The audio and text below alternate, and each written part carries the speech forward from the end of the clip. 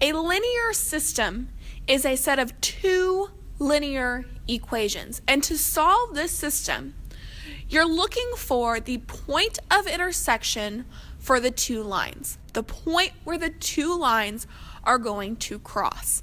There are three different types of systems that we will look at throughout this chapter.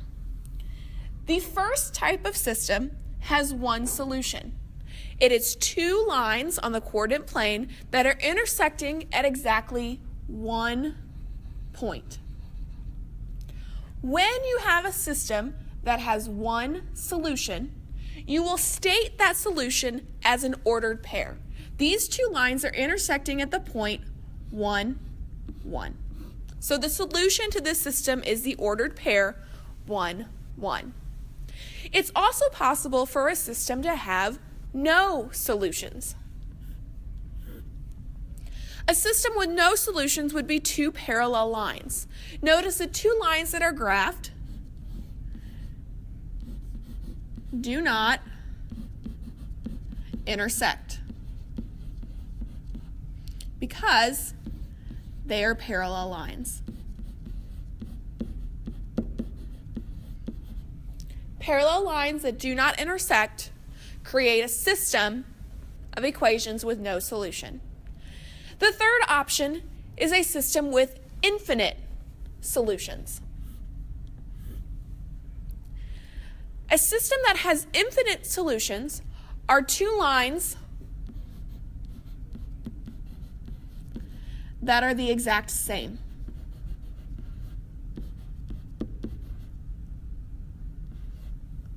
You'll notice that there are two sets of arrows on this line. There are two lines that are graphed directly on top of each other because they are the exact same line. They have the same y-intercept and they have the same slope. When you have two lines in a system that are the exact same, they have an infinite number of solutions.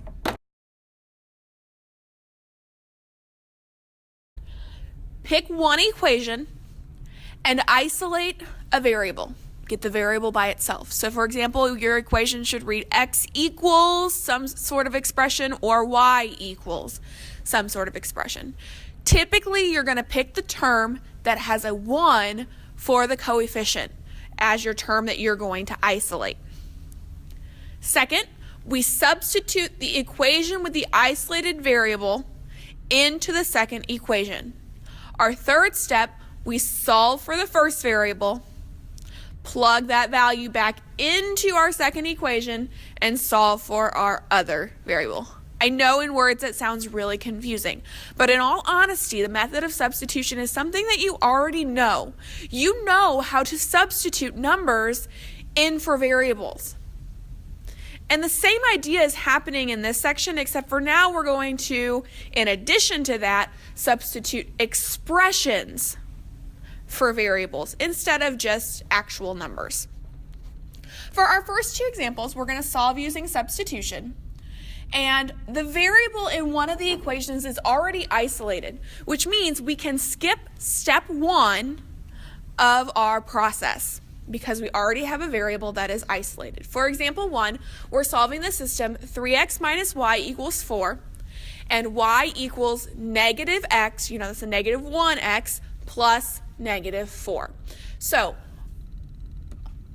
this second equation has a variable that is isolated. Y is by itself. Y equals negative x plus negative 4. Which means what we're going to do is we are going to take the expression negative x plus negative 4 and substitute it into the first equation in place of the y variable. So our first equation, I'm just going to bring it down here, is 3x minus y equals 4. So instead of y, I'm going to substitute the expression negative x plus negative 4. So I have 3x minus negative x plus negative 4 which equals 4. Notice that I now have an equation that only has a single variable, only has the x variable, which means I can solve this equation like you have learned throughout this semester for the variable x. We'll start by distributing this -1 to both terms. So I have 3x plus 1x plus 4 equals 4. 4x plus 4 equals 4. Combine 3x and 1x. Subtract 4 from each side. To get 4x is equal to 0, divide by 4, and we get x is equal to 0. That's half of our solution. Remember, the solution to a system of equations is an ordered pair, which means I found x and now I need to find y. So I'm going to take my x value and substitute again into the equation that had the isolated variable. So I'm going to replace x with 0. So I have y equals, and remember this is a -1 times 0 plus -4. So -1 times 0 is 0 plus -4 gives me a y value of -4. So our x is 0, our y is -4, which makes my final answer the ordered pair 0, -4. And this system has one solution.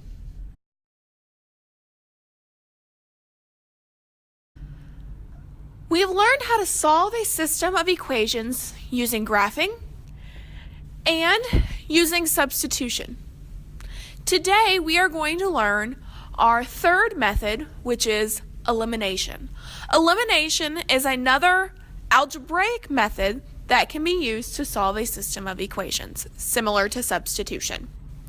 So we have a couple steps. To solve a linear system by elimination, which are also called linear combinations, we will follow these steps.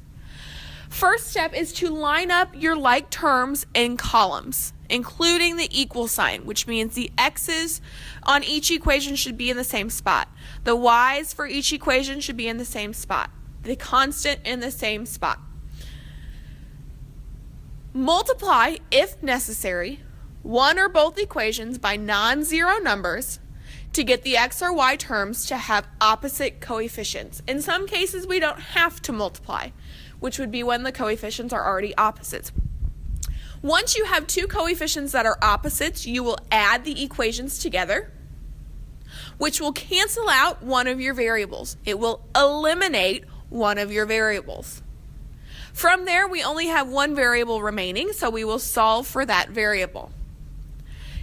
Take your first solution, whether it's x or y, plug it back into one of the original equations, and solve for the remaining variable. So for example 5, our first equation has x and y on the left and constant on the right. So let's rearrange our second equation to be the same, which means our x term, which is currently on the right-hand side of the equation, needs to move over to the left. So I'm going to add 7x to each side.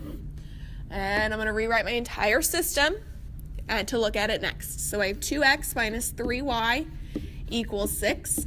And I have 7x plus 4y equals -8. So I am going to eliminate the y variable because one is positive and one is negative. So let's multiply the first equation by 4 and the second equation by 3 so that I create terms of -12 and positive 12y. Rewrite your system again. 8x minus 12y equals 24. And 21x plus 12y equals negative 24. Our y terms are opposites, so we'll add and eliminate y. 29x equals 0. Divide by 29, and we get x equals 0. I'm going to substitute into my second equation.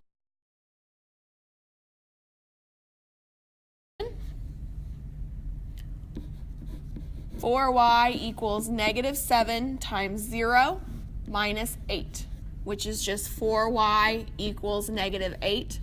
Divide by 4, and we get y is equal to negative 2. So our ordered pair is 0, negative 2. Next, we're going to look at linear and quadratic systems. So we're going to look at a system of a linear equation and a quadratic equation. You'll notice here there are 3 possible solutions that could be obtained from a linear quadratic system. It is possible that our system has 2 solutions, meaning that the line will intersect the parabola at 2 points. That system has 2 solutions.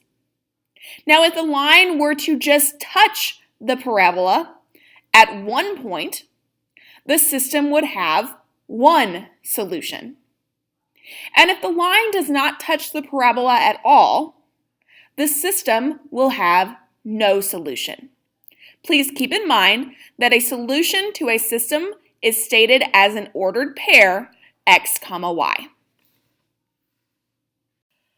We are able to solve a system of linear and quadratic functions, both graphically and algebraically. So if you're asked to solve the system graphically, one of the things there are 2 ways that we can do this. First way that we can do this is we can use our knowledge of how to graph a line and how to graph a quadratic function and graph both functions on the same coordinate plane and look at where the functions intersect each other. The other way that we could go about solving a system using graphing is we could utilize the graphing calculators that we now know how to use. So for examples 3, 4, and 5, you can see here that we have systems that contain both a linear function and a quadratic function. So on number 3, we're going to use our graphing calculator, and we are going to input the functions negative 3x and x squared minus 4. I'm going to show you how to find the points of intersection for those 2 graphs on your graphing calculator. Start by pressing the y equals button on your TI-84. First, we'll input the function y equals x squared minus 4. Press enter and input negative 3x.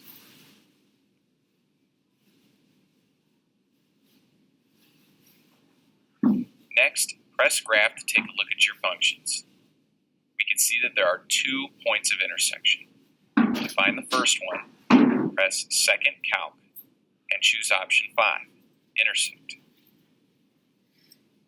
The 84 will ask which curves or functions you want to find the intersection of. If you have many functions graphed at once, switch between them with the up and down buttons and press enter when you have selected the correct graphs. Now you'll need to tell the 84 where to look. Move the cursor near the point of intersection and press enter as your starting case. Your first point of intersection is 1, negative 3. We'll need to repeat that process to find the second intersection point. On the guess step, be sure to move the cursor close to the other point of intersection so you don't get the same answer.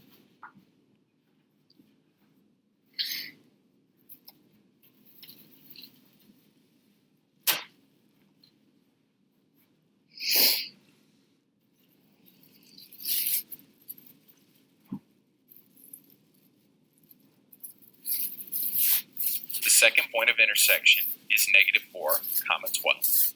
Now, for the next two functions, you can see I've already provided you with the graph of those two functions, and we can see on number 4 that there is going to be one solution because the line is only touching the parabola at that one point.